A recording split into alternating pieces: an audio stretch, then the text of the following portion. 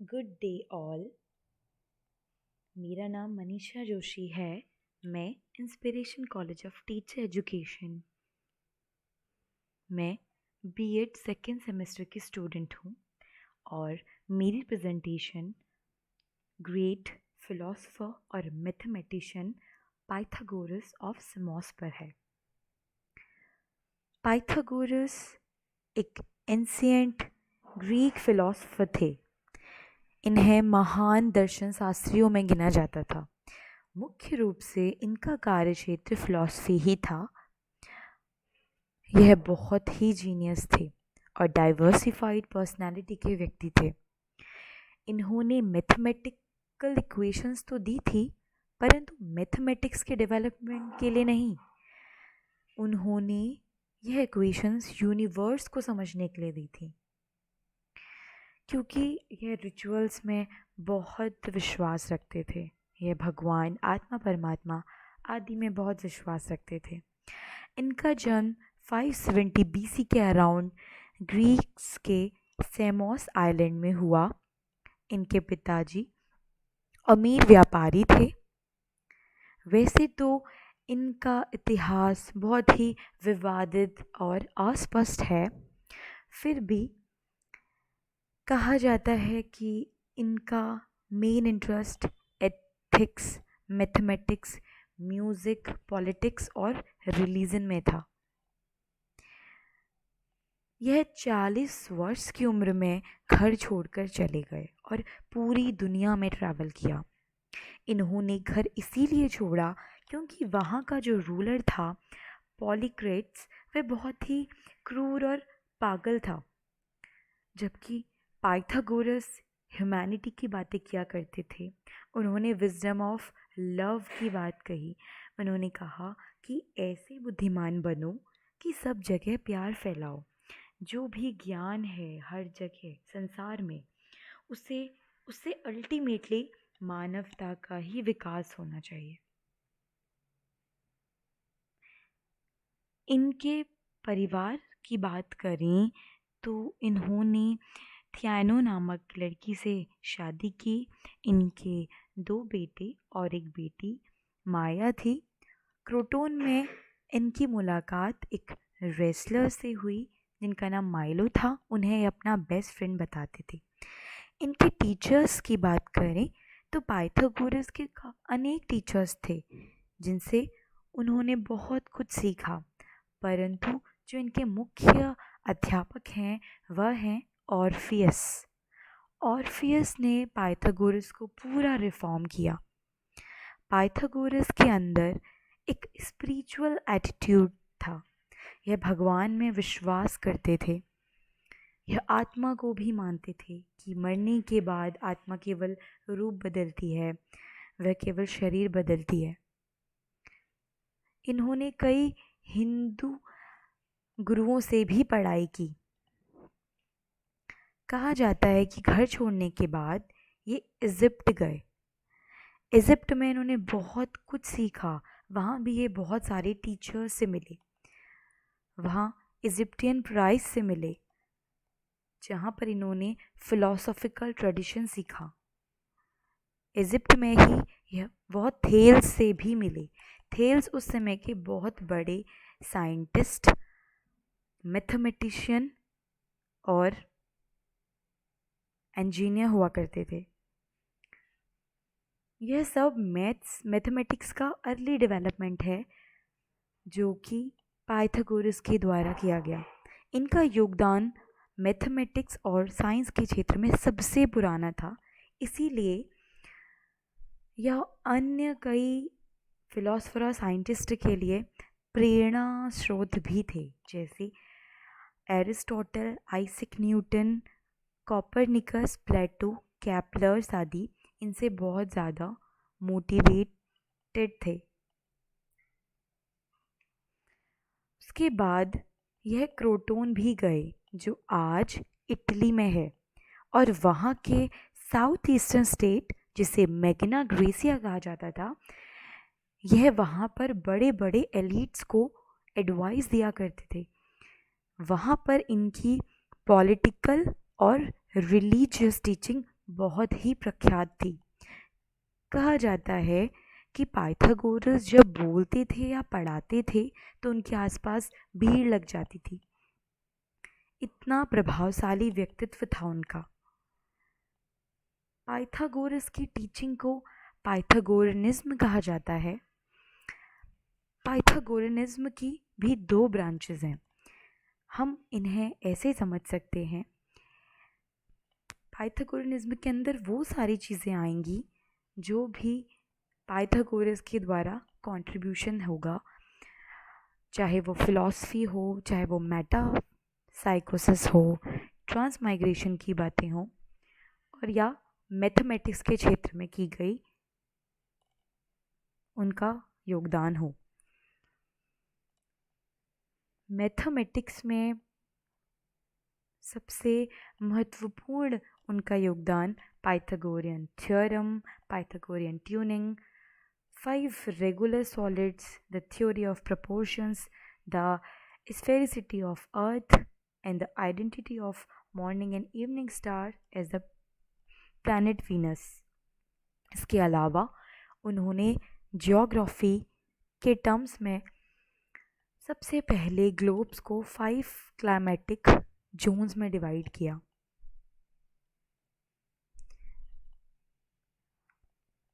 उसके अलावा पाइथागोरनिज्म में हम जो दो ब्रांचेस पढ़ते हैं, पहली है एकॉसमेथिकोई और मैथमेटिकोई। तो जो एकॉसमेथिकोई थे उसमें जो इनके फॉलोवर थे, यानी उसको जो फॉलो करते थे, उनका बेसिकली वे लिसनर थे। वह यह समझते थे कि इंसान का जीवन कैसा होना चाहिए, कैसे उसके एक्शंस होने चाहिए, उसे क्या करना चाहिए। ये लोग ह्यूमंस को ज़्यादा महत्व देते थे। दूसरी तरफ जो मैथमेटिकोई वाले लोग थे वो साइंस और मैथ्स पर बिलीव करते थे। वो साइंस और साइंटिफिक परस्यूट को ज़्यादा महत्व देते थे। मैथमेटिकल्स इक्वेशन से समझने की कोशिश की जाती थी कि यूनिवर्स कैसे काम करता है। बेसिकली दोनों ब्रांचेस का काम यूनिवर्स को समझना, भगवान को समझना, उनके फंक्शंस को समझना था, बस तरीका अलग था। पाइथागोरस की सबसे महत्वपूर्ण इक्वेशन जो हम सब जानते हैं वह है पाइथागोरस थ्योरम। इसमें उन्होंने बताया कि ये एक राइट एंगल ट्राइंगल पर अप्लाई होती है। इसमें जो राइट एंगल होता है उसके सामने वाली साइड हाइपोटेनस होती है, उसी का स्क्वायर हमेशा इक्वल होता है अदर टू साइड्स के स्क्वायर के सम के बराबर, जिसका यूज़ सबसे ज़्यादा हम ट्रिग्नोमेट्री में देखते हैं। ट्रिग्नोमेट्री का बेस ही यह थ्योरम है। ट्रिग्नोमेट्रीज़ के जो हम 6 रूल्स पढ़ते हैं, 6 रेशियोज़ पढ़ते हैं, जो ट्राइंगल के रेशियो हैं वो यहीं से आते हैं, sine theta, cos theta, tan theta. Calculus और ट्रिग्नोमेट्री का बहुत यूज़ है हमारी लाइफ में। जो मॉडर्न साइंस डेवलप कर रही है उसके पीछे ट्रिग्नोमेट्री ही है। Quantum physics, smartphone, super computer, bullet train आदि के जो नए नए कॉन्सेप्ट हैं वो बिना ट्रिग्नोमेट्री और कैलकुलस के पॉसिबल ही नहीं है। क्या आप जानते हैं कि हम ह्यूमन की पूरी लाइफ को मैथमेटिकली कैलकुलेट कर सकते हैं और उसे समझ सकते हैं। कंप्यूटर साइंस का बेस भी मैथ्स ही है।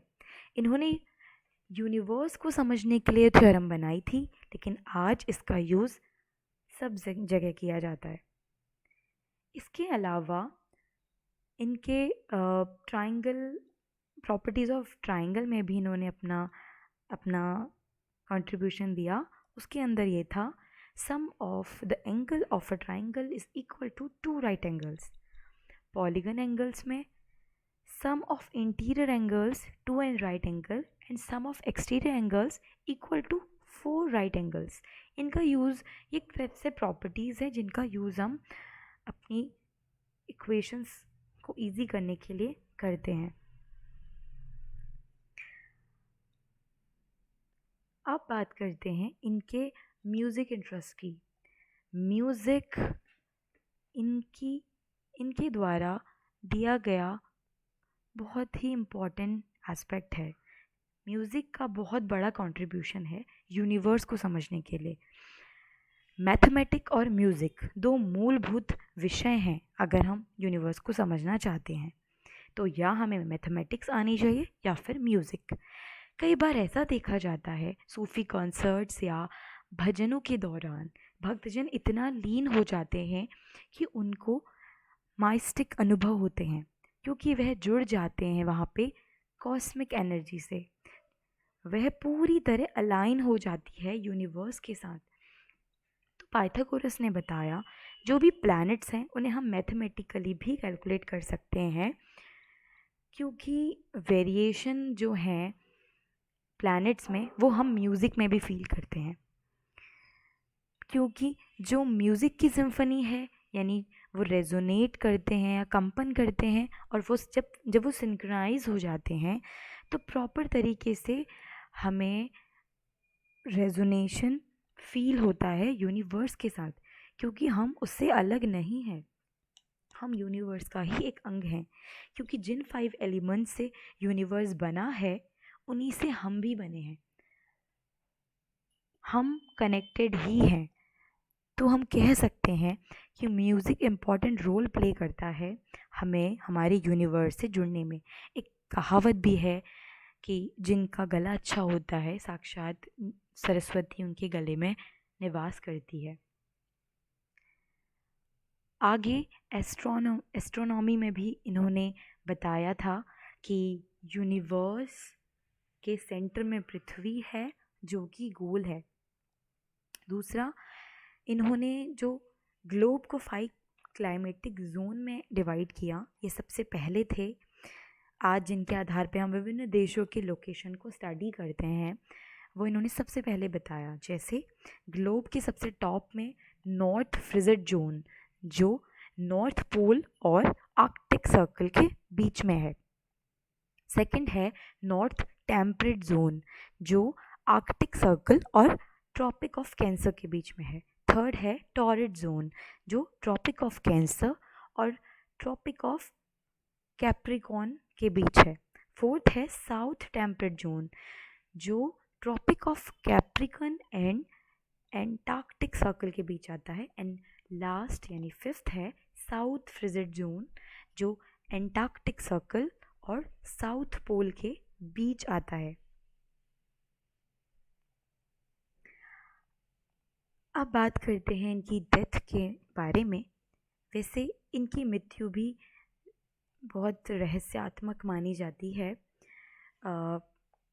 कई सोर्सेज कुछ कहते हैं, कई सोर्सेज कुछ, लेकिन फिर भी बोला जाता है कि क्रोटोन में कुछ लोगों द्वारा डेमोक्रेटिक कॉन्स्टिट्यूशन बनाया गया था जब ये क्रोटोन में थे, तो जिसे पाइथागोरस ने रिजेक्ट किया, उन्हें पसंद नहीं था। इसीलिए ये डेमोक्रेसी वाले लोग उन्हें नापसंद करने लगे, और जहाँ भी पाइथागोरियंस मीट करते थे वहाँ ये लोग उनके स्थानों को जलाने का प्रयास करते थे। कुछ लोगों का मानना है कि एक बार इसी तरह वह मीटिंग में बैठे थे और बाहर से उनकी जगह पे आग लगा दी गई, उसी में पाइथागोरस की मृत्यु हो गई, या फिर वो वहाँ से भाग निकले।